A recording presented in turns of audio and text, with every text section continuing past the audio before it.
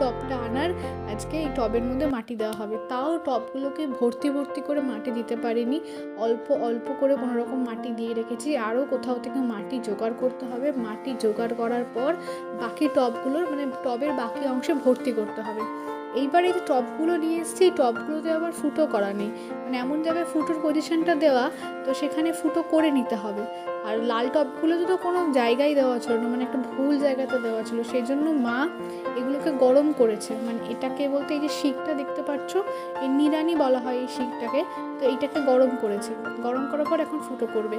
তো এই যেই জায়গাটায় রয়েছে ফুটোর জায়গা, সেখানে রাখলে তো জল ওইখানটা থেকে যাবে, নিচটাতে জল থাকবে, ওই জন্য আলাদা জায়গায় আমাদের এটা ফুটো করতে হবে। এইগুলো তো একটু শক্ত ওই টবগুলো ছিল, যদি গরম না করা হতো শিকটা তাহলে এগুলো কিছুতেই ফুটো করা যেত না, বরং চাপ দিলে ভেঙে যেত। ওই জন্য শিকটা গ্যাসে আমরা গরম করে নিয়েছি, গরম করে নিয়ে মা এগুলোকে ফুটো করছে।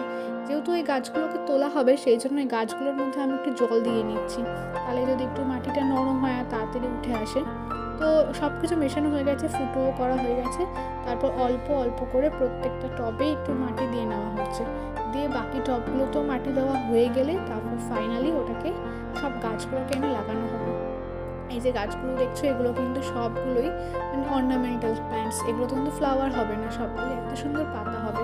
এই গাছটার দেখো কত সুন্দর পাতাগুলো, সুন্দর মার্বেল মোটিভ করা, দেখো এত ভালো লাগে এই গাছটা, মানে কি বলবো আর, খুব সুন্দর লাগে।